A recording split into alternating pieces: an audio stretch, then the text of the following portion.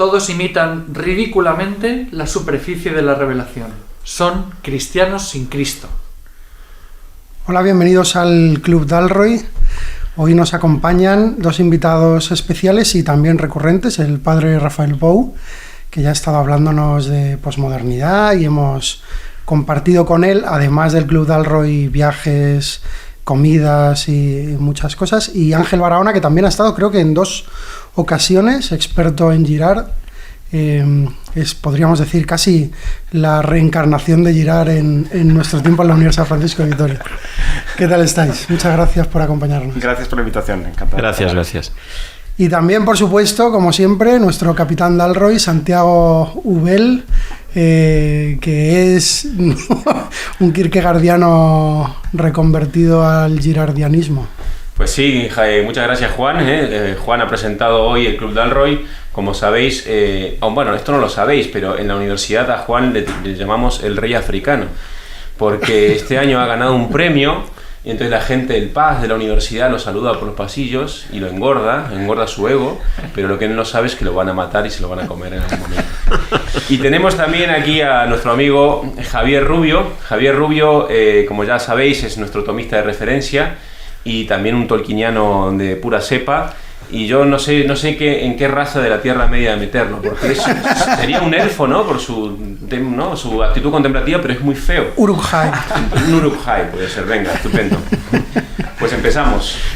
Yo quería empezar dándole la palabra al padre Rafael Bou, porque realmente la idea de reunirnos hoy es suya, y era para comentar precisamente pues un poco la situación del mundo en que vivimos, y concretamente en el aspecto de woke, todo el fenómeno woke de la sociedad que nos ha tocado vivir, esta palabra que no termina de gustarme, pero es verdad que tampoco tengo una traducción al castellano, y el padre Rafael también nos ha pedido que invitáramos a Ángel para que esta conversación girara un poco en torno a un análisis girardiano porque creemos que Girard tiene mucho que decir al respecto, pero más que una conversación sobre Girard, queremos que sea un análisis de qué significa lo woke, si hay algo rescatable, si no hay algo rescatable.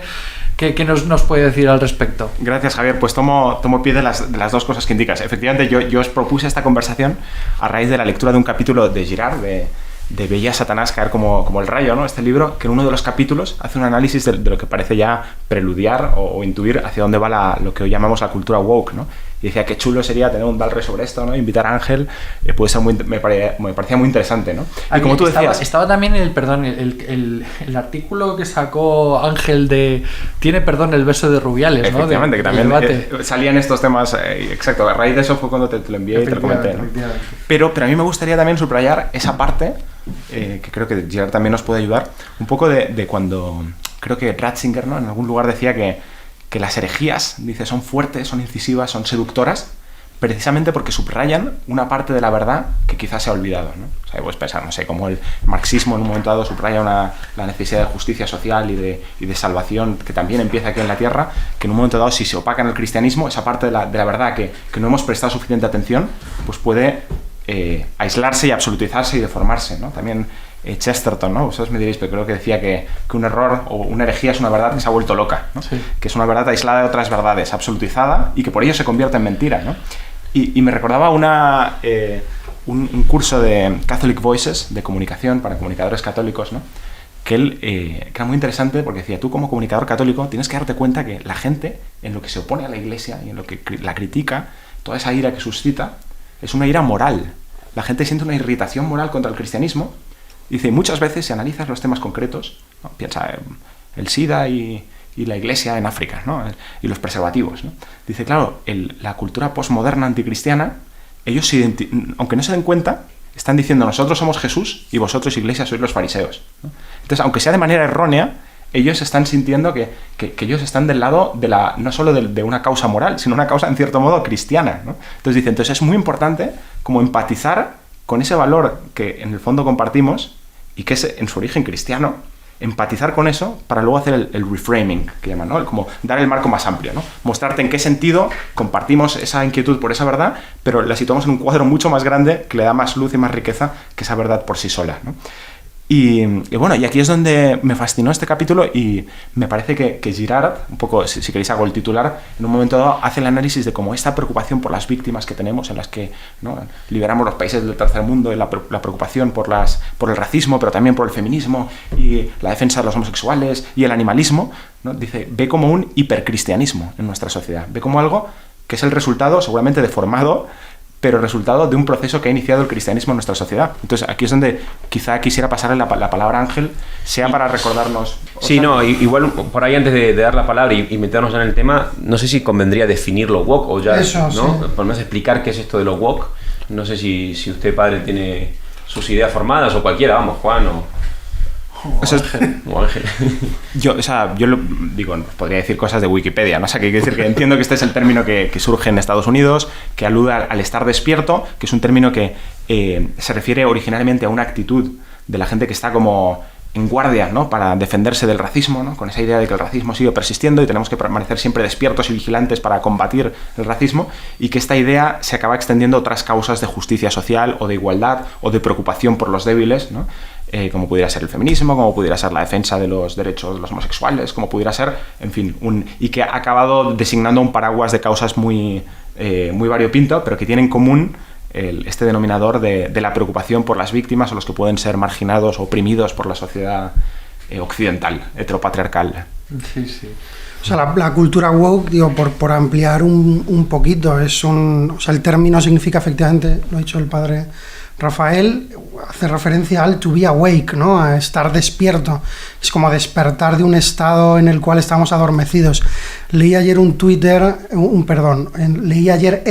un tuit de un profesor de historia de Cataluña que ponía un gráfico que indicaba que el catolicismo está en retroceso y que está a punto de ser alcanzado por la no adscripción religiosa o el ateísmo, ¿no?, que englobados. Y entonces el tuit decía, fijaos, por fin en España estamos despertando, no sé si utiliza exactamente este término, dice a la razón, ¿no?, como si hubiera un fenómeno sustitutorio. Yo creo que este estar despierto, que se ve también en películas, o sea, que es como un tema recurrente en nosotros, en nuestra cultura y en nuestro tiempo, que es lo que mejor refleja. Luego hay un montón de esto hablaremos a lo largo del rato que estemos juntos, de consecuencias, ¿no?, la cultura de la cancelación, las políticas identitarias, las identity politics llamadas, ¿no?, que tiene que ver con la pérdida de referencia a la verdad, etcétera, etcétera. Claro, que digo que es el mismo concepto, el mismo término de justicia social que está tan vinculado al fenómeno woke. De hecho, en sí mismo es como repetir, es decir, que no, toda la justicia social, quiero decir, no existe justicia que no sea social, y sin embargo es un término que ya hemos aceptado con toda naturalidad para referirnos a una forma de encausar a un conjunto que consideramos victimizado, socialmente victimizado, y que por lo tanto necesita de un tratamiento especial, o que necesita de una especie de acercamiento especial, que luego resulta que tampoco están, y aquí desmiénteme si lo ves oportuno, Ángel, pero que tampoco estamos hablando de un fenómeno precisamente nuevo, esto del tratar a las víctimas de una manera determinada, o la importancia que tiene la victimización en relación con el orden social, aunque quizás sí sea nueva este tratamiento woke, o este tratamiento, no lo sé. Hemos abierto muchas carpetas, ¿eh? Entonces, a ver si... Empezaré por una porque me ha suscitado la inquietud al hablar de la justicia, porque es la clave que está detrás. El justicialismo se ha metido profundamente en las venas, ¿no?, de nuestra cultura actual. Y recuerdo una cosa que dice Chesterton, que es muy interesante, que dice que las virtudes... precisamente habla de la templanza y de la justicia, son virtudes paganas, porque la justicia en el Evangelio no tiene nada que ver con la justicia como se entiende en la cultura actual. En el fondo la justicia es reivindicativa. ¿Y por qué es reivindicativa? Ahora hablaremos de eso, que es lo que Girard trata de iluminar.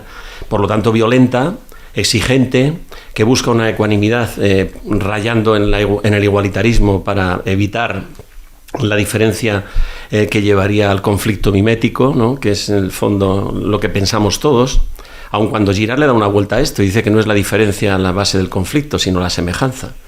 Y luego la de la templanza, porque la templanza es otra virtud pagana, ¿no?, porque en el fondo es autocontrol, autodominio, moralismo, voluntarismo, todos esos términos que en el fondo dicen que eres tú el que determina hasta dónde tienes que llegar. No te lo dice una ley externa o no te lo dice un mandamiento, ¿no? Un decálogo.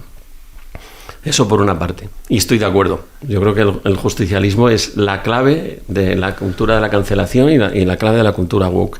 De hecho, por ejemplo, el análisis que hace Kimberly Crenshaw sobre la interseccionalidad, que es lo que está de moda en Estados Unidos, es buscar ese equilibrio entre agraviados y privilegiados y reivindicar la justicia de los agraviados, víctimas de aquellos concretos verdugos o de aquellos concretos privilegiados que actúan contra ellos por el mero hecho de ser diferentes o estar privilegiados. Entonces hay que equilibrar. Y buscando en ese equilibrio la interseccionalidad, se ha convertido todo eso en una cultura justicialista, ¿no? Puedo meter aquí una cuña porque creo que tiene que ver y a lo mejor lo hablamos después, pero me parece muy interesante esto que decía Ángel ahora, de la necesidad de hacerse a uno mismo en relación con estas dos virtudes paganas que citaba, la justicia y la templanza, en el reconocimiento de que ninguna ley me viene de fuera y soy yo el que determino cuál es mi propio bien, etcétera, ha derivado en la posmodernidad. Creo que esto es observable por casi todos, por todos nosotros, si nos paramos 10 segundos a mirarnos, que en realidad se ha tornado en una esclavitud muchísimo mayor. O sea, que hay un dogmatismo más fuerte, que hay Quiero decir, esto que comentábamos antes, ¿no? De que en cierto modo, por esta hipercristianización, o por este hipercristianismo en el que se ha convertido la posmodernidad y nuestra cultura occidental contemporánea, al ser postcristiana, es decir, al haber tenido acceso a la revelación verdadera sobre quién es el hombre, es peor que el paganismo en cierto sentido. Claro. Y por eso hemos exacerbado el legalismo y tratamos de regularlo absolutamente todo. Somos una cultura hiperlegalista, que son todo normas de tráfico, morales, pero son todas normas de tráfico mucho más exigentes que la que se podría entender como moralidad cristiana, ¿no? Y hemos tergiversado, los efectos perversos de esto es lo que estamos sufriendo. Y luego la segunda cosa que veía en lo que comentaba el padre Pou, ¿no? En la lectura que él ha hecho de Veo a caer Satán como el relámpago de Girard. ¿Por qué estamos en una cultura en la que las víctimas se autoerigen en verdugos y han desestabilizado un poco esa sensación de que ser víctima era sufrir o padecer el pecado de otros en el cristianismo, a ahora convertirse en verdugos y ser jueces del bien y del mal, de todo lo que los demás hacen, que no sea aquello que yo pienso, ¿no? Girard lo que dice es que el victimismo es la exacerbación de un cristianismo malentendido. En el fondo, y el cristianismo lo que añade a lo jurídico que ha constituido, digamos, la cultura occidental en general es la presunción de la inocencia de las víctimas. ¿Por qué? Porque lo que cuenta la pasión es un juicio inicuo que está todo él manipulado y todo estructurado de alguna forma estereotipadamente por una masa enfurecida que grita crucifícale cuando es inocente y dice suéltale cuando el otro es el culpable, el violento, el Barrabás, ¿no? Ante esta tesitura lo que pone en marcha la revelación es atención, posiblemente las víctimas sean inocentes. Presumamos su inocencia. Por eso el abogado defensor que existe en lo jurídico es una especie de enésima versión del Paráclitos, ¿no? del abogado defensor de las víctimas.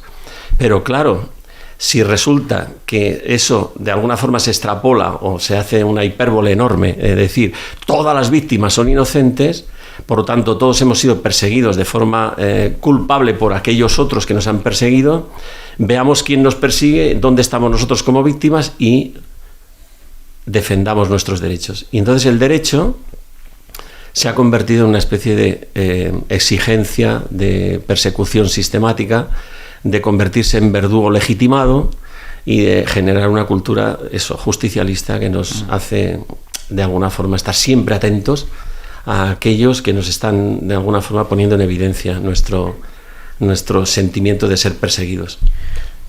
Yo en este sentido quisiera también como no pasar demasiado rápido sobre un punto que es una pretensión de Girard que es chocante, o sea, es una pretensión fuerte, ¿no? Pero el decir que esta preocupación por las víctimas es algo originario de la sociedad cristiana, ¿no? Como diciendo que él llega a decir, pues dice esto, ni en la China de los mandarines, ni en el Japón de los samuráis, ni en Grecia, ni en Roma, había la preocupación por los débiles y por las víctimas que detona el cristianismo, ¿no? El cristianismo, nos habló Ángel en otro episodio de cómo analiza cómo está este deseo mimético que lleva a la violencia, ¿no? Esa violencia se canaliza hacia los chivos expiatorios, y cómo el cristianismo es en cierto modo es un evento que desenmascara este mecanismo perverso, ¿no? Y que revela la inocencia de la víctima y la maldad de los perseguidores, a la que el resto de las culturas del mundo, según Girard, habían permanecido totalmente ciegos, ¿no? Entonces, claro, la paradoja que se da es que como este proceso continúa en la Europa y el occidente cristiano, también en el occidente poscristiano, ¿no? Y un poco lo perverso, ¿no? Lo que hace, como decía Juan, que esto pueda llegar a ser peor que la sociedad prepagana, es que paradójicamente la sociedad continúa buscando chivos expiatorios y continúa emprendiendo cazas de brujas, pero lo hace creyendo perseguir a los que cazan brujas, ¿no? Es como una especie de... Girard llega a decir que es como una especie de chivo expiatorio al cuadrado, en el que, sobre pretexto de la justicia y sobre pretexto de proteger a las víctimas, empiezas una caza de brujas que no tiene fin nunca, ¿no? En el que siempre hay alguien culpable, siempre hay alguien que persigue a los inocentes, y ese perseguidor suele ser el que te cae antipático, ¿no? O el que te resulta muy conveniente echarle en cara sus crímenes y sus... De hecho, cito un libro que ha salido hace poco, de Pascal Bruckner, que es la construcción de un chivo expiatorio casi perfecto. Y cita a Girard, evidentemente. ¿Qué es para él la construcción de un chivo expiatorio casi perfecto?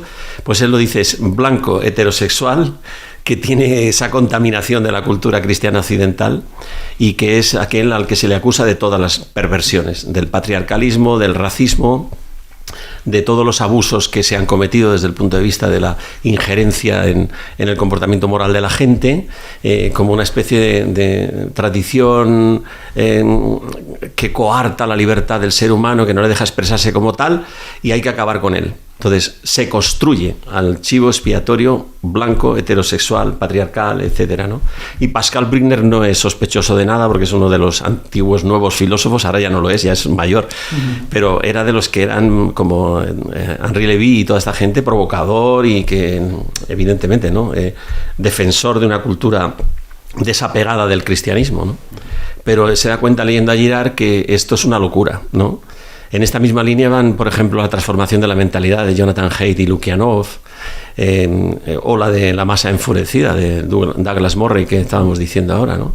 Que en el fondo nosotros nos hemos convertido en esa masa tribal, porque es dificilísimo homogeneizar todas las tendencias en una sola, aunque la ideología de género y la cultura woke tiene bastantes conexiones, al final solo son aspectos tribales que se conflagran contra una víctima concreta, contra un chivo expiatorio señalado por mi tribu, por los que hablan como yo, por los que entienden el mundo como yo, o por los que piensan como yo, o son de mi raza, etc. Y dice que en la Universidad Americana ya no hay debate, ya no se puede racionalizar absolutamente nada, todo es herir en las emociones, están todos castrados para poder hablar con libertad, porque enseguida te denuncian, te graban, te expulsan, y ponen muchísimos ejemplos del caos que supone en la Universidad Americana tratar de defender una postura cualquiera.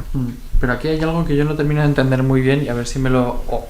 O lo podemos aclarar o lo podemos al menos más o menos enmarcar, ¿no? Y es que en la experiencia tradicional cristiana, la víctima surge de una manera muy, muy espontánea, y de hecho se convierte en una imagen de Cristo, y por lo tanto es una persona a la que hay que cuidar y a la que hay que prestar especial atención, ¿no? y a la que la comunidad tiene que volcarse, hacia la que la comunidad tiene que volcarse para cuidar y para proteger y demás, y en cambio aquí la víctima de pronto se convierte en una especie de motor de búsqueda de poder y de implantación o de imposición de ese poder por la fuerza, y luego además la víctima no es una víctima que surja de forma espontánea, porque es una persona que ha nacido con síndrome de Down, o porque es una persona que tiene lepra, o porque es una persona que se ha convertido que ha caído en víctima de una estafa y es pobre y por lo tanto necesita la ayuda de la comunidad,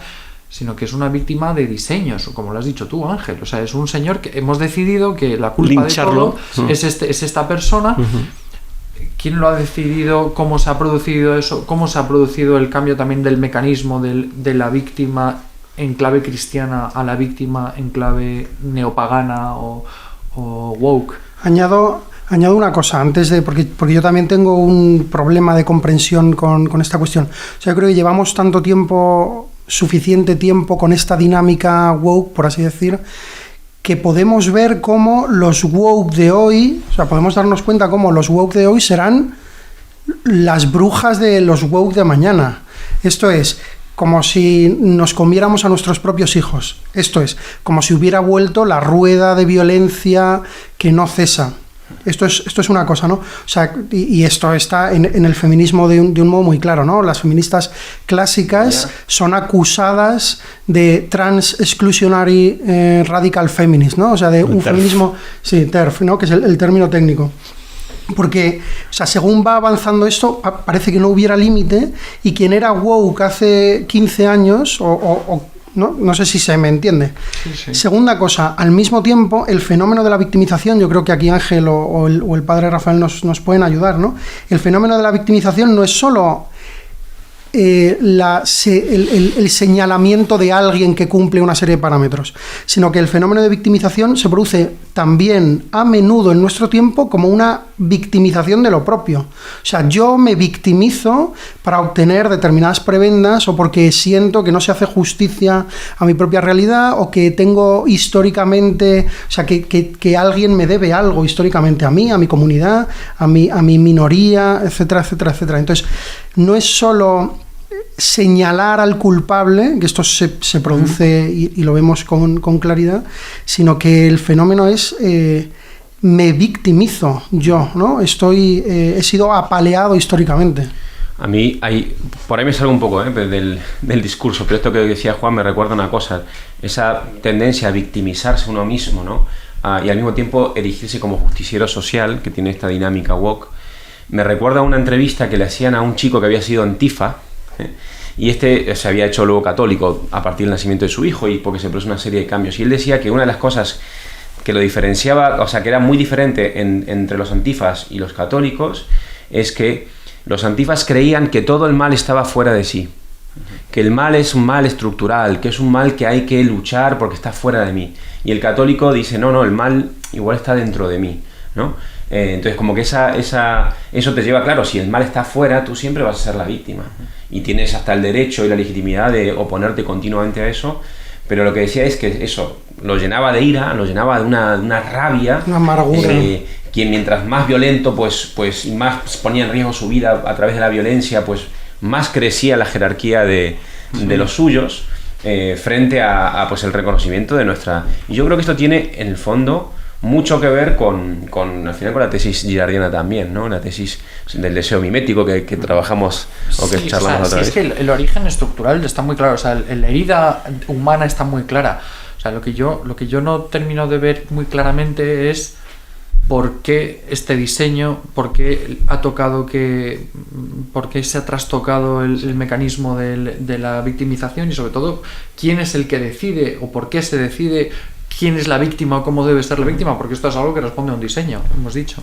O sea, yo creo que lo interesante de aquí es ver el aspecto de luz y el aspecto de sombra, ¿no? O sea, que para mí el aspecto de luz es que dentro de todo lo que podemos analizar y criticar, el hecho de que haya esta preocupación por el débil, por la víctima, por tal, o sea, creo que es algo que es positivo, que es genuinamente cristiano, aunque sea de una forma deformada, y que ha ido avanzando en Occidente, incluso en personas que se creen ajenas a la influencia del cristianismo, ¿no? Hace poco estábamos en el viaje, que Ángel, tú también estuviste en el otro, en Alemania, y estudiamos el fenómeno del nazismo, y veías un fenómeno en el que había una cultura que combatía frontalmente la idea de la compasión por las víctimas. Decía, nosotros no estamos para dar de comer al hambriento, nosotros estamos por ser un pueblo fuerte, que triunfe, con una idea de un darwinismo social, y sin embargo hoy ves que esta preocupación por el débil es patrimonio común de la moral de Occidente, ¿no? Nuestro relativismo es un relativismo descafeinado. Nuestro relativismo no discute nunca la discusión es quién es la víctima, ¿no? En el aborto, ¿quién es la víctima? ¿El niño no nacido o la madre que tiene que ser libre? Entonces, esto forma parte del patrimonio común y no dejo de verlo como algo positivo. El problema, como decíamos con la cita de Ángel con la que empezábamos, es que al final un cristianismo sin Cristo acaba siendo una caricatura, ¿no? Una shimiotare, lo que es la verdadera realidad. Entonces, aquí entra el contraste en el que Cristo es verdad que por un lado desenmascara ese mecanismo perverso, ¿no?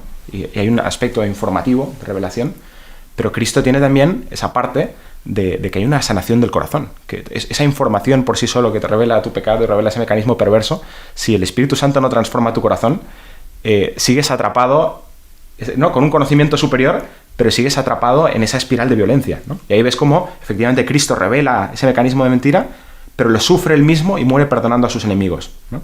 Y revela ese mecanismo, pero deja libertad para que la gente acoja o rechace esa luz, para que se conviertan o se endurezcan, ¿no? Y ves cómo, para el cristiano, el que acoge esa luz se reconoce culpable él mismo, ¿no? Renuncia a tirar la primera piedra, pero porque, como decía Dostoyevsky, descubro que todos somos responsables del mal, ¿no? No te eriges tú en juez para atacar a los demás, no te pones tú a buscar la pajita, la brizna en el ojo del vecino, sino que reconoces tú mismo tu mal, ¿no? Entonces, yo creo que quien recibe esta información de este mecanismo victimario, de este proceso que rige la historia, pero no acoge esa transformación interior que te da Cristo, se convierte en un perseguidor al cuadrado, ¿no? Y entonces es lo que decimos, que emprendes una caza de brujas a la segunda potencia, ¿no? Donde Cristo asume el mal en sí mismo y ofrece redención incluso al agresor. El woke no carga con el mal, sino que se limita a acusar, se limita a condenar desde fuera, demoniza y deshumaniza al victimario, ¿no? Y llegamos a la situación que escribíamos ahora, ¿no?, de las 1000 confesiones y ninguna absolución, que decía un filósofo francés también, ¿no? Claro, y yo creo que el origen de esta cultura posmoderna, postcristiana, es Heidegger, que es el padre de todos ellos, y a la vez el abuelo de todos ellos es Nietzsche, porque él es el que invierte esta idea de que ser cristiano es ser débil, ser víctima, y te aglutinas en la masa unánime para defenderte en tu fragilidad respecto a la hostilidad de los demás. Y es una inversión perversa, porque eso no es el cristianismo. Él es como él lo quiere entender. El cristianismo tiene una fuerza interna que no tiene nada que ver con la masa, ¿no?, que busca la unanimidad, que busca la mimetización para encontrar un lugar en el mundo. O sea, como dices, o sea, que lo woke sería efectivamente la caricatura que dibuja Nietzsche, ¿no? Porque Nietzsche sería contrario a esto, porque él es el fuerte. Exacto. Pero él dice woke es lo que tú dices que es los débiles que se apiñan para acosar al fuerte, ¿no? Eso es, perfecto. Eso es lo que quería decir. Muy bien, muy bien. Pero bueno, de todas formas, y perdón por ser muy pesado, pero es que esto no termina de responder a mi pregunta. O sea, es decir, ¿en qué momento ha sucedido? Yo creo que el momento en que... No tanto el momento. ¿Cuál es el mecanismo que cambia el mecanismo? ¿Por qué se decide en un momento determinado que las víctimas van a ser este grupo, que es un grupo que objetivamente no es víctima? Es decir, que es una victimización autoimpuesta. Hoy por hoy, que a mí me digan... no, es que la mujer es víctima en la sociedad española, cuando la mujer, de hecho, cuando entra en una empresa, una consultora, por ejemplo, tiene muchas más opciones de progresar y tiene muchas más opciones de entrar en proyecto. Nos van a cancelar. Una pura cuestión de cuotas. Pero, ¿quién lo ha decidido? O sea, yo obviamente estoy en contra del mecanismo que estamos describiendo, pero el que haya, o sea, quiero decir que en un momento dado tenemos conciencia de que las mujeres se les ha tratado mal, incluso estructuralmente, de que las personas por su condición homosexual han sido perseguidas y han sido acosadas, de que, o sea, podríamos señalar 1000 cosas que son ciertas y que yo creo que son, gracias a que la luz del Evangelio ha calado en la sociedad, somos más conscientes de nuestras macro o micro violencias. Y yo creo que eso es justo y eso es adecuado reconocerlo y es la parte que hay que llevar a la luz. Ahora, el mecanismo con el que tenemos que lidiar con eso no es esa caza de brujas, ¿no?, ese mecanismo jurídico que estamos describiendo, que nos mete en un infierno todavía peor, sino es la visión cristiana. Pero yo creo que es también de justicia reconocer que algunas de esas categorías de víctimas que se indican lo son realmente. O sea, quiero decir, fueron. Y esta forma de ver la justicia a mí me parece muy paradójica, porque es que según la misma lógica yo debería vivir completamente amargado porque durante siglos los españoles hemos sido maltratados por los franceses injustamente. Los romanos, no olvidemos a los romanos. Los romanos o yo qué sé quién. Y si encima me pongo yo a hacer análisis de ADN, estos que están tan de moda ahora mismo, y resulta que el 80% de mi tal pues es turco, pues me voy a sentir tremendamente oprimido porque hace 2000 años los hititas, o hace 4000 años los hititas invadieron la península Anatolia. O sea, es que es absolutamente ridículo, ¿verdad? Y el hecho de que hoy, con las circunstancias en las que estamos viviendo hoy, la cultura que estamos comiendo, con las facilidades, la riqueza... Porque ¿quién decide que el hombre blanco heterosexual es el culpable de cosas de las que objetivamente es que no es culpable? Es decir, ¿cómo hemos llegado a ese punto? Hemos llegado a ese punto porque no hemos recibido la educación adecuada. Me explico, o sea, quiero decir, nos hemos quedado en la superficie del cristianismo, en una especie de pongamos en evidencia la verdad de que este hombre sufre por razón de la culpa de otro, pero ahora lo que hemos hecho ha sido diferir la culpa en todas las direcciones según cuando me afecte a mí. Entonces, el punto está en que, y yo siento decirlo, pero creo que esta sociedad no sabe lo que hace. Y aquí me estoy remitiendo al Evangelio. O sea, no hay una explicación racional. La que tú pides es una explicación racional por qué esta deriva se ha invertido en lo que principalmente era, o en el principio era la revelación. No saben lo que hacen. Lo único que pasa es que barruntan hipótesis exculpatorias porque la culpa, que antes tenía una fórmula que consistía en que hay un tercero que es el culpable de que yo me sienta mal, ahora tengo que buscarlo en cualquier dirección. Y al expandir la culpa en todas las direcciones estoy siempre en alerta de ver quién es el que me ha hecho daño a mí. Porque yo creo que todo lo que yo sufro es por culpa de otro. Entonces, antes había una fórmula, pedir perdón, o había una ley, pero dice Girard una cosa muy interesante, dice, antes cuando había Dios y Nietzsche todavía no lo había matado, es una metáfora, ¿no? Antes cuando había ley y todavía creíamos en ella, que era una revelación, ¿no? Pues había donde remitirse para buscar el perdón o para buscar la reconciliación. Pero si ahora no hay Dios y no hay ley, lo único que tenemos es una especie de expansión explosiva de subjetividades cartesianas. Todo parte de mí, estoy más allá del bien y del mal, decido yo lo que está bien y lo que está mal, y todo lo que me haga daño es culpable y me hace mal. Pero ¿dónde voy a conseguir reconciliarme con él o encontrar una posibilidad de comunicación en la que nos podamos perdonar mutuamente de nuestros propios agravios o de nuestros propios linchamientos? En ningún sitio. Yo creo que antropológicamente... Esa es la crisis de nuestra sociedad, en ningún sitio. Porque no saben lo que hacen, simplemente actúan linchando, gritando, crucifícale o suéltale. Y es verdad, se ha soltado la violencia. Por eso es omnipresente en todos los estamentos culturales y en las empresas, en todos los lados. Yo vuelvo a insistir, vuelvo a insistir en un punto que creo que es interesante antropológicamente en relación con esto que dice Ángel. La experiencia radical del ser humano de hace 8.000 años y de hoy es que tenemos necesidad de salvación.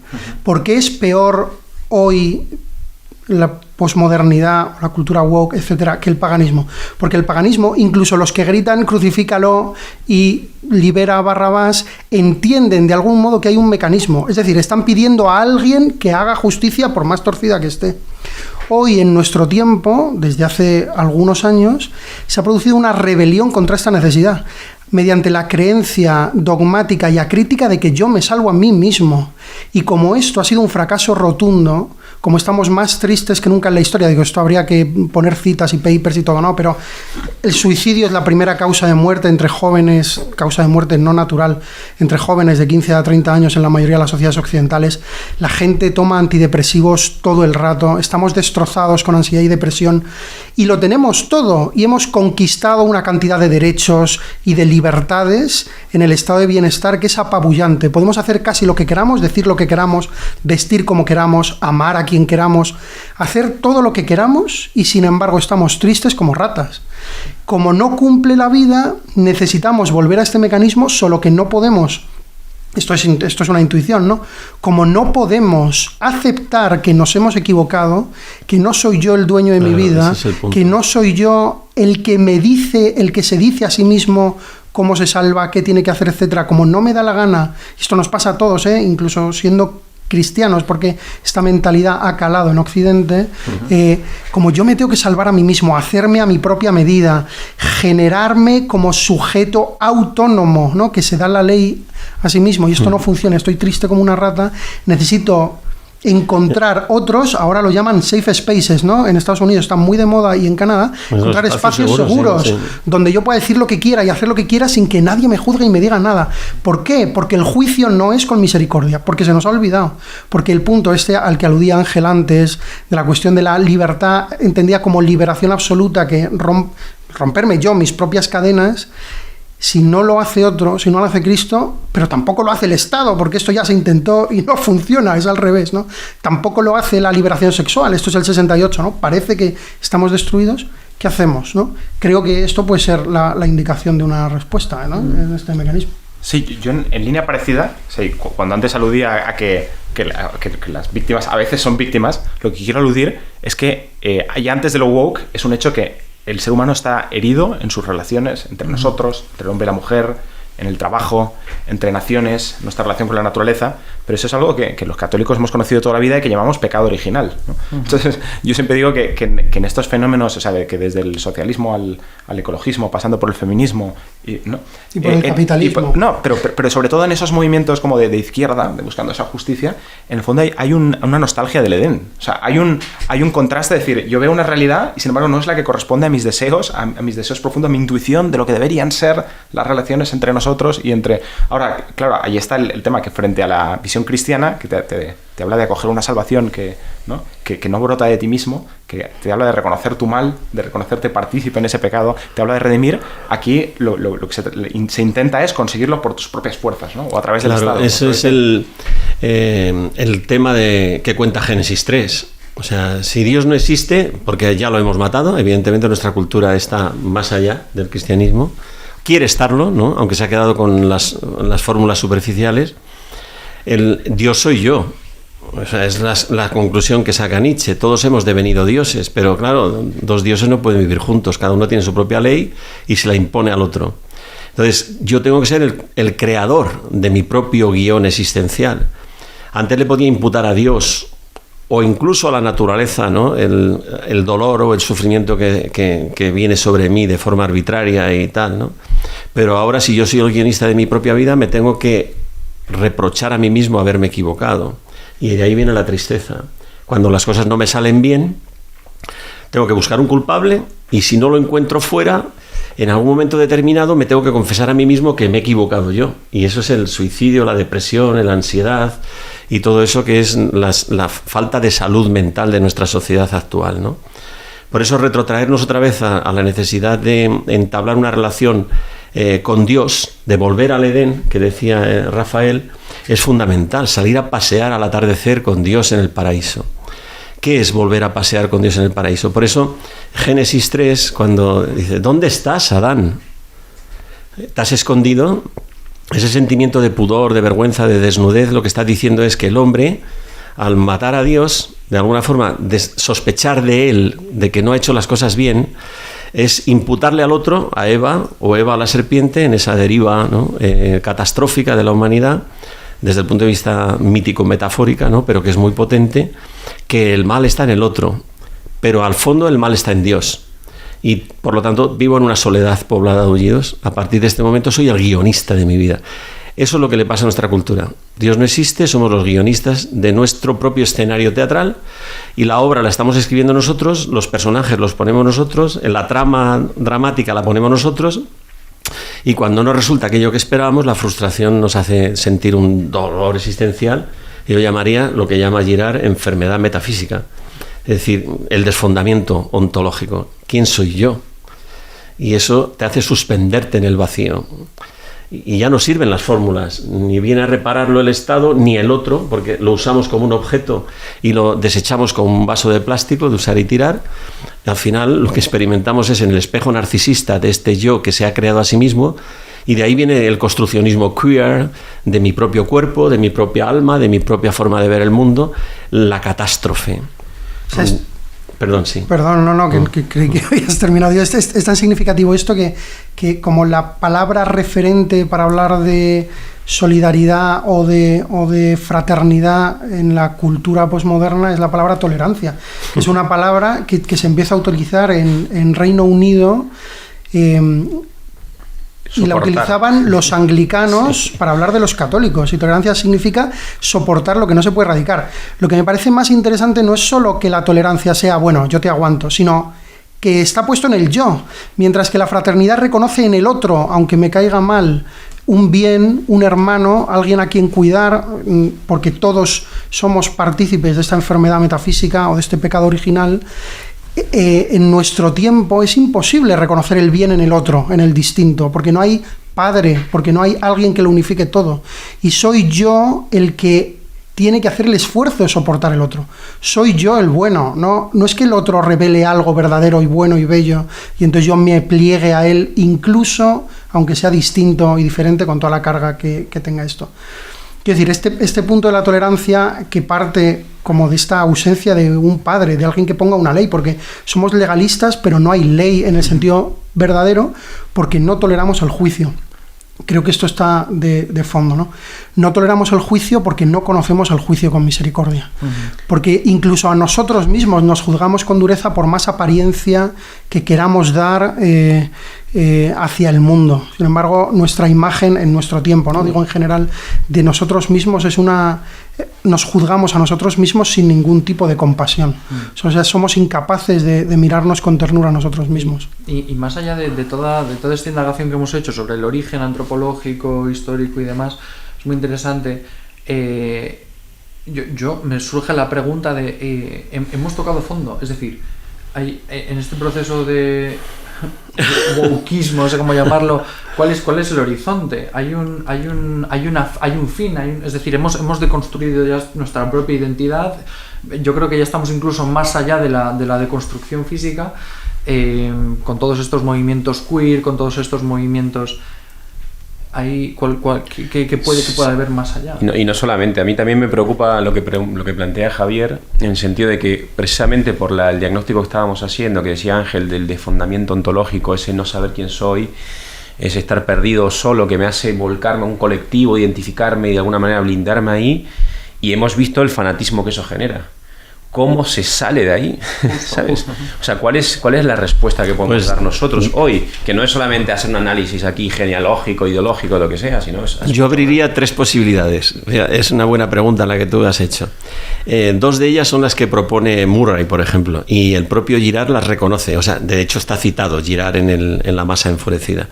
Una es, a partir de este momento, lo que seremos es tribus dispuestas a organizarse internamente, aun cuando las contradicciones internas serían insostenibles en cuanto aparezca una minimización de la minoría a la que yo pertenezco, ¿no? Es un poco lioso, pero luego lo explico, porque ese es el punto, ¿no? Es decir, yo ahora pertenezco a un grupo, pero en cuanto ese grupo se cohesione, inmediatamente aparecen subgrupos. Es lo que llama el narcisismo de las pequeñas diferencias Freud, ¿no? Pero bueno, mientras funciona la tribu, lo que tengo claro es que yo puedo, al pertenecer a esa tribu, perdonar todo lo que sucede dentro de esa tribu, porque somos todos negros, o somos todos homosexuales, o somos todos heterosexuales, o somos todos blancos, o supremacistas, o no sé qué, todos metidos en el mismo saco. Dispuestos a perdonar a todos aquellos que pertenecen a nuestra tribu o aquellos que están de acuerdo en quiénes son nuestros enemigos. Esa es una alternativa, con lo cual es un linchamiento diferido en todas las direcciones, es una sociedad del linchaje permanente, ¿no? De mecanismos de chivo expiación permanentes, ¿no? La otra es rendirnos a la masa y acatar y dejarnos llevar por los nuevos dogmas y callar, no hacer preguntas para no ser enjuiciados nosotros mismos o convertirnos en jueces permanentes de todos los demás, como dioses que dicen este está mal hecho y entonces me permito yo juzgarle porque yo sí estoy bien hecho según mi propio criterio. Lo que pasa es que yo no sé si hay narcóticos suficientes para mantener esa posibilidad de forma... Bueno, Sloterdijk habla de la sociedad narcótica, o sea, anestesiada y sumida en esta especie de consumo físico-químico que se ratifica siempre a sí mismo, ¿no? Como inocente y todos los demás culpables de mi desgracia. Y luego la tercera es que se pueda dar la posibilidad de reverdecer el cristianismo.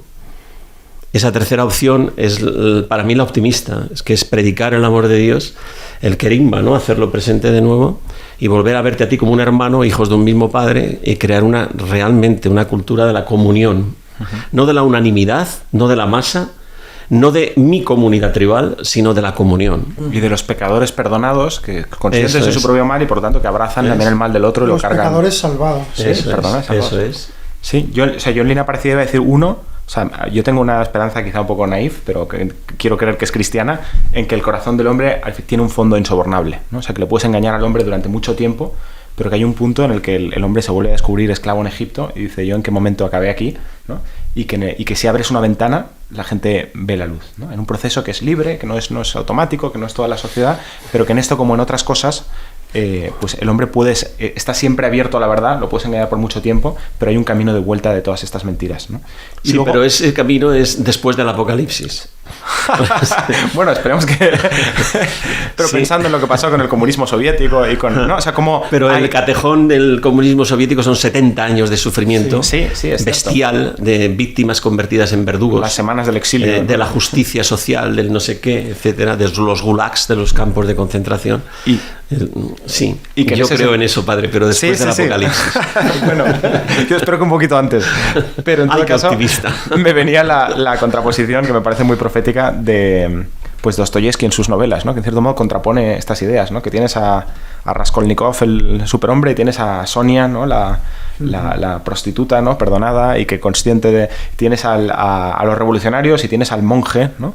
Que te habla de que estos revolucionarios se creen libres y se creen que va a cambiar el mundo y están ahí esclavos de su paquete de tabaco, ¿no? Dice que la libertad y el perdón viene del camino del monje, ¿no? Y no del revolucionario. Sí, sí. Y yo creo que para esto pasa también por reconocer que esto es algo que lo llevamos todos en el corazón, ¿no? Que ahora no vamos a hacer nosotros de los woke nuestro chivo expiatorio, ¿no? Reconocer nuestras propias polarizaciones y nuestras propias microviolencias, ¿no? Incluso pues pensar en la polarización que hay en la Iglesia, ¿no? Y en la política en España, pero incluso en ámbito católico. Y ves cómo es un mecanismo que está en nuestro interior y que todos necesitamos una y otra vez mirar a Cristo y reconocernos pecadores y volver a cargar con el peso del otro, porque sé que yo he sido perdonado primero. Sí, ayer estaba hablando yo con José Ángel Ajejas, otro profesor de aquí de la universidad, que al parecer le pidió a Fabrice Hadjadj que le dedicara un libro, y Fabrice Hadjadj, la dedicatoria, le puso: puesto que todo está en vías de destrucción, pero tampoco es tan grave. O sea, quiere decir que es verdad. Y esto, fíjense que yo tenía también tuve una conversación en México con un profesor de filosofía de la UNAM que me hizo mucha gracia, porque él siempre decía, él decía que le molestaba un poco lo fácil que lo tenemos los católicos. Porque es que es verdad que a la base de nuestra fe hay una victoria que ya está cumplida, ¿no? Y hay una esperanza que obviamente hay que luchar por ella, pero que es un don en cierto sentido, y que es un regalo, y que simplemente tenemos que disfrutarlo, y que en el fondo la naturaleza humana ha sido creada por Dios y en ese sentido está bien hecha, aunque está muy herida, está bien hecha. Y yo estoy convencido, y en ese sentido coincido completamente con Dostoyevsky, que la belleza salvará al mundo, entendiendo la belleza desde este punto de vista, ¿no? Y hay una luz al final del túnel, eso está claro, pero también vamos a atravesar, yo creo que tenemos por delante años duros y años de una evangelización muy exigente, cada vez peor incomprendida. Y yo no sé si precisamente por este proceso de poscristianismo en el que nos encontramos, de deformación de los valores o de las virtudes tradicionales clásicas del cristianismo, hay menos categorías para entendernos o para realmente comprendernos, y se necesita de un proceso de conversión que a veces tiene tintes de dramatismo, ¿no? Y esto lo hemos visto también en otros, que se ven en otros podcasts, que de pronto aparece gente que se ha convertido y que el proceso de conversión es algo completamente dramático, a lo mejor mucho más de lo que hacía falta hace unos años. Pero bueno, es verdad que en ese sentido es una esperanza con sabor agridulce. Claro, el Apocalipsis es revelación en griego. Y el Apocalipsis está revelado. Sí. Entonces, eso por ahí hemos de pasar, querámoslo o no, aunque la libertad del hombre puede revertirlo y decir, no, hasta aquí no llego. Pero esa posibilidad existe. Entonces, lo que pasa es que es verdad que nosotros estamos llenos de esperanza porque estamos en la parusía, ¿no? En lo que viene después del Apocalipsis, que es la segunda venida de Cristo. Pero la primera venida de Cristo, y esto es muy interesante, los hermanos Karamazov, ya que hemos introducido a Dostoyevsky, el padre ha escrito una cosa preciosa sobre la leyenda del gran inquisidor, que aconsejo que se busque en internet y se lea, ¿no? La propuesta es: creíste en el ser humano y viniste a darnos la libertad para nosotros mismos decidir nuestro destino, y no sabías que el ser humano es una bestia, ¿no? Es un animal. ¿Por qué viene en esa segunda venida y se deja volver a juzgar otra vez, ¿no? Por dar otra oportunidad al ser humano. Y yo creo que en esa posibilidad confío, ¿no? De que la nueva evangelización reproponga el cristianismo de una forma tan bonita y tan novedosa, tan atractiva, que los hombres digan: pero ¿cómo hemos estado tan ciegos, ¿no? Si estaba ahí y no hemos sabido ver que lo que necesitamos era ser amados, y nos hemos pensado que ser amados era fatuo y una utopía, y resulta que era fácil, estaba ahí al alcance de la mano, ¿no? Pero en un proceso que será inevitablemente las dos cosas, que será de nuevo gente que lo acoja y que dramático, y que surja belleza y que y habrá oposición y habrá dramatismo, o sea, nos va a acompañar hasta el final de los tiempos. Exacto. O sea, esta es la pregunta de Dostoyevsky, ¿no? Cuando vuelva el Hijo del Hombre, ¿encontrará fe sobre la tierra? ¿No? Que convive cotidianamente con la experiencia de los creyentes. Por eso Pensaba en el Evangelio de este domingo, ya sé que a lo mejor este podcast lo escucha gente en 2027, no lo sé, pero largo lo fías. Es el Evangelio de los primeros, los últimos eran los primeros, ¿no? El del denario, para el que trabaja de sol a sol soportando el peso de la jornada, y el que va a la última hora. Uh-huh. Y yo no puedo más que verme como el de la última hora, o sea, como el que ha recibido algo completamente inmerecido, al que se le paga con sobreabundancia para el poco trabajo que hace. Creo que esto es una clave también para entenderlo, ¿no? O sea, el cristianismo me educa, la fe me ayuda a reconocer que lo que tengo es regalo, que lo que tengo es don, y que en justicia no puedo pedir nada para lo que yo haya hecho méritos. Y yo creo que este es el cambio de mentalidad, esta es la metanoia de la que habla San Pablo, ¿no? Esta es la conversión. Y por lo mismo, o sea, yo creo que también me parece muy apropiado lo que decía Ángel porque ¿qué diría Cristo ante lo woke? Pues diría, perdónalos porque no saben lo que hacen, ¿no? Sí, sí. Qué fácil es en nuestro mundo de dialécticas, de violencias, verlos ellos como los otros frente a nosotros, que son los que sí sabemos, los que sí entendemos, los que sí hemos captado la verdad, iniciar otro ciclo más o menos velado de micro o macro violencias, cuando la actitud debe ser pues lo que hizo Cristo, ¿no? Y no saben lo que hacen. Anunciar esa verdad que salva, aceptando con amor que puede no ser acogida y que puede quien siga su camino. Uh-huh. Sí, anunciarla, y no solamente de boca, ¿no? Porque al final una de las cosas, de las tres estas formas que podíamos salir de ¿no? que comentaba Ángel, la primera me hizo mucha gracia lo de la tribu, ¿no? Encerrarse cada uno en su tribu y la subtribu, ¿no? Pero sobre todo, bueno, los de mi tribu los aguanto porque son los míos, ¿no? Me pareció una parodia a la familia eso, ¿no? y yo pensaba, joder, la luz o la belleza que puede atraer, o que puede despertar, o que puede tocar ese corazón herido y enterrado en mil cosas, puede ser la luz que puede emanar de una familia, ¿no? De la familia que se quiere, por ejemplo, ¿no? Entonces, y luego al mismo tiempo hemos hecho la experiencia, todos los que estamos aquí, de que en la familia nos hemos ido sanando. O sea, sobre todo los padres de familia que nos damos cuenta que somos unos bestias, unos miserables, y continuamente nos perdonan y tal. Pues toda esa parte reparadora de la familia, a mí me parece que hoy la familia cristiana es una luz que hay que encender todavía más fuerte, ¿no? Y luego otra cosa también pensaba es que esto es muy americano, yo lo he escuchado mucho, los americanos católicos hablan mucho de ministerios. Nosotros no hablamos tanto de ministerio, ¿no? O sea, que ¿de qué manera tú sirves a la iglesia? ¿De qué manera? ¿Qué haces por los demás, ¿no? Entonces, hacernos esa pregunta también como católicos, yo creo que es muy necesario. Es fundamental esto que dices, porque yo soy un desafectado, un incrédulo de que sirva para algo la cháchara. ¿Sabes? Y al final creo que en un podcast, en una clara alusión a la cháchara, a nuestra cháchara, a las conversaciones de cuñado. Exactamente, o sea, nos escuchamos a nosotros mismos, hablamos de mil cosas que van y vienen, pero al final esta sociedad lo que necesita son testigos. Lo decía Pablo VI y lo repetía Benito XVI y lo dice Francisco, ¿no? Que lo que necesitas es testigos, es decir, y al final el testigo tiene que morir. Esa forma de morir es aprender a escuchar, aprender a amar, no tolerar, sino a amar al enemigo, a entender que el que hace esto, el que está subido en el caballo woke, que está linchando y que está sumido en el odio, es como yo, igual de pobre que yo. Y que comparte los mismos deseos. Que comparte el mismo deseo de ser amado, de ser reconocido, de ser aceptado como es, y no lo consigue. Entonces, si acaso reproponerle, mira, a mí lo que me ha pasado es esto, este es el testimonio, ¿no? Entonces, las zorras tienen guarida, el Hijo del Hombre no tiene de reclinar la cabeza, pero si tú quieres enterarte de por qué yo estoy lleno de esperanza y soy un hombre feliz, ven y sígueme, mira cómo vivo.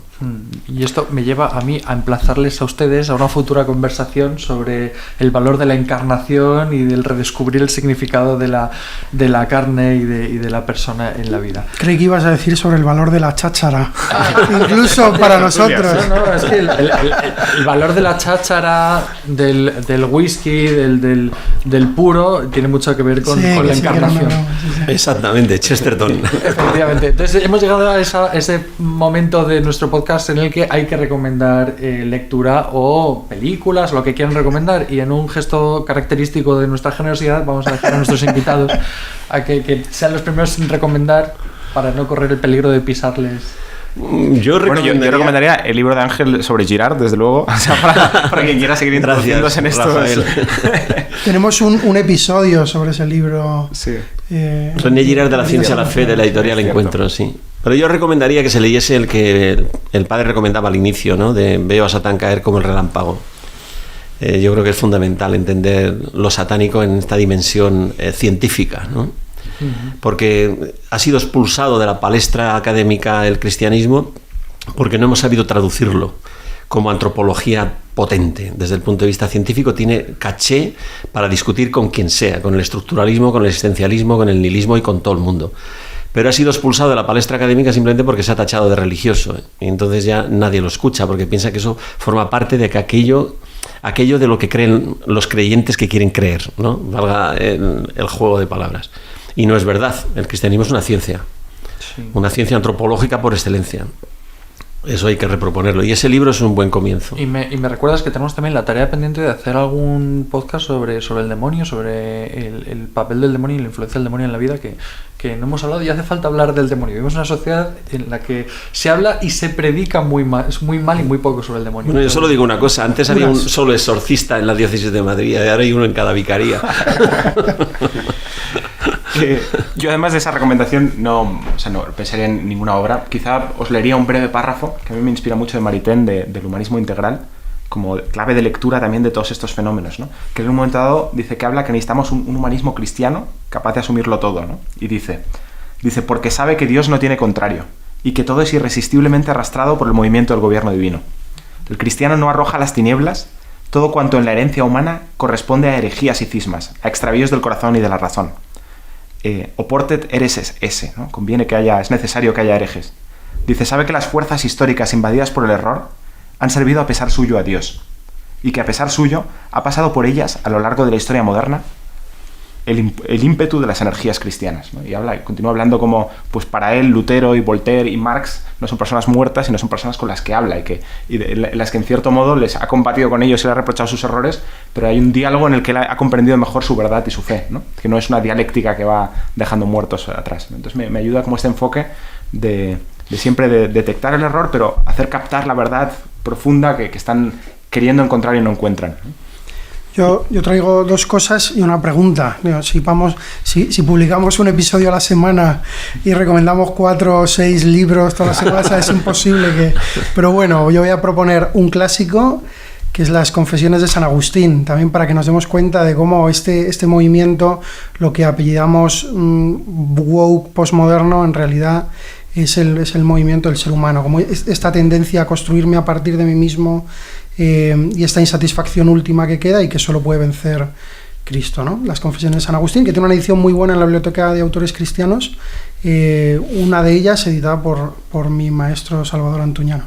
Y tengo otra propuesta, que es una película, porque esto a lo mejor es más fácil de ver que leer 6 libros, que es Hacia Rutas Salvajes, Into the Wild en inglés, ¿no? Que mis alumnos están machacados con esta película, se la hago ver a todos, porque ilustra también muy bien este movimiento, ¿no? de pretendida autonomía y autosalvación solo para reencontrar una mirada sobre uno mismo con misericordia. Y bueno, yo voy a recomendar un podcast para cambiar un poco también.